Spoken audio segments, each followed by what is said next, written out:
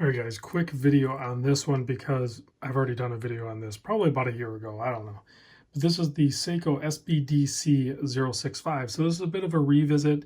Big thanks to Jeff McMahon. I'll put a link to his YouTube channel down below. This is his watch. He sent it in, and he's entering into a little bit of a flipper stage. So he's experiencing some other watches. Honestly, he's really connected with the Willard, so he's trying some other ones. And this was one that actually he was really bonded with until he kind of replaced it with the Willard.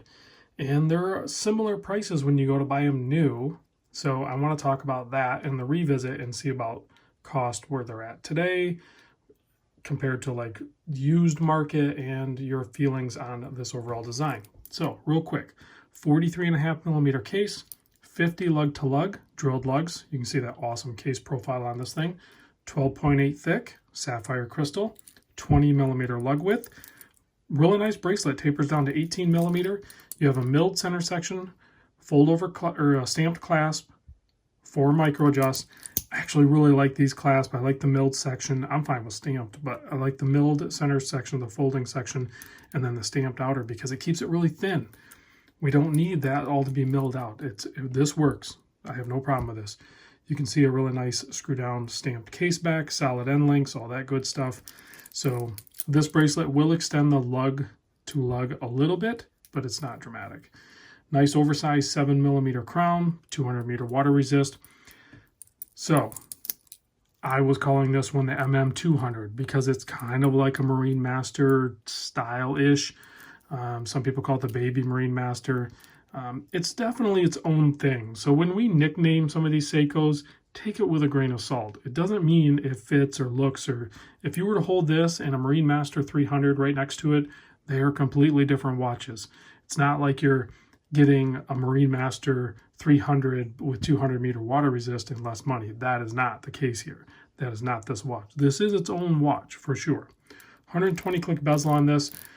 A nice firm Seiko bezel action feel, and this one pretty much lines up. I don't see a discrepancy there with its lining up. I mean, I'm not looking at all the points, but it looks like it lines up really good. All things considered, this is one of the better lined up Seikos out there. So, and I know a lot of people will joke, that's how you can tell if it's a fake one, right? A Fakeco is if it lines up. Now, this is a real watch. It's just sometimes they line up good, sometimes they don't. So this one's using the 6R15 movement in it, so it's going to have 50-hour power reserve. It has a Spron component in there, so anti-magnetic properties are there. This was a 2018 release model. I looked up on Noman watches. I'll put a link to there. I have no affiliation with them or anything like that. Their price on this one, I think they still have them in stock, is $1,020. Again, snapshot in time. So brand new, you can get these things for just over $1,000. Not bad in today's world, right? I mean, yeah, you used to be able to get Seikos a lot cheaper, but these new modern Seikos, $1,000 starting to become normal. And that's what we have here.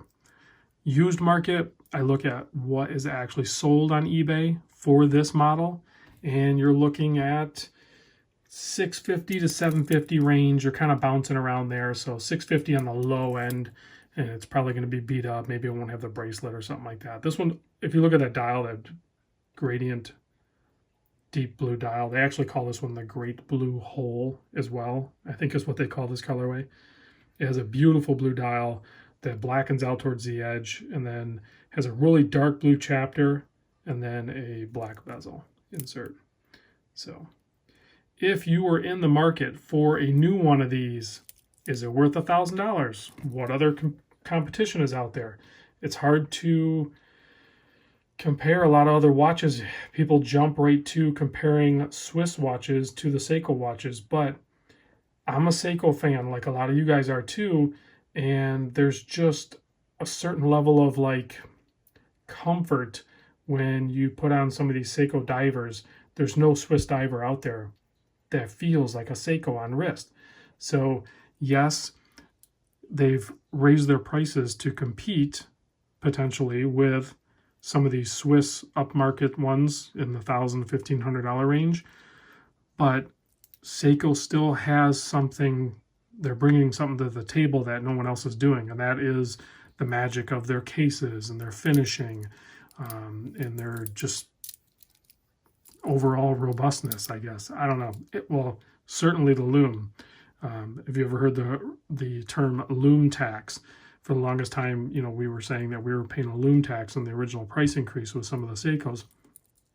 But if you look at the micro brands, there's some killer Lume options there too. And it seems like even some of the Swiss market are actually upping their game in the Lume department. So it's the playing field's starting to get leveled out, I feel like. And now it really comes just down like it always should have been the case, where it just is personal preference. So what do you want? What do you want to spend your $700 on a used one, or $1,000 on a new one? That's up to you. I can't tell you. No one else can tell you. The forums can't tell you. Instagram can't tell you. YouTube can't tell you. No one else can make that decision for you. And if you let them, you're really opening yourself up for disappointment. I think you need to make the choice. That's what it truly comes down to. So let's pop this guy on the wrist. Now it's going to be a little large on my wrist because it's sized for Jeff's wrist, and he has close to an 8-inch wrist. But I can tell you, man, every time I put it, I don't have a bunch of Seiko divers. I have my Monster and an SKX. I have two or three Monsters, and I have an SKX. But I put this on wrist, and it goes back to like what I said. It just is comfortable. It feels familiar, because that's what I came up with in this game is Seiko divers, and they still hold that crown. You know, I love a lot of other watches. I have my Seamaster, I have the Breitling, I have all these G-Shocks and everything like that. But when you put a Seiko diver on wrist, it just feels like it's it just feels comfortable and familiar. You can put it on your wrist and you're good to go. There's no hot spots. There's no uncomfort at all. You're just good to go. So let's kill the lights, check the Lume, because that is also a huge factor when buying a Seiko. They never disappoint. And if you want mind-blowing Lume, then go check out an SBBN tuna from Seiko. I know it's quartz, and I know a lot of people bash on quartz. Go check out a tuna. I'm just telling you. They are awesome. All right, guys, thanks for watching. Big thanks to Jeff for sending this in. Let me know what you guys think. Where are we at on these Seikos right now? I'll see you on the next vid.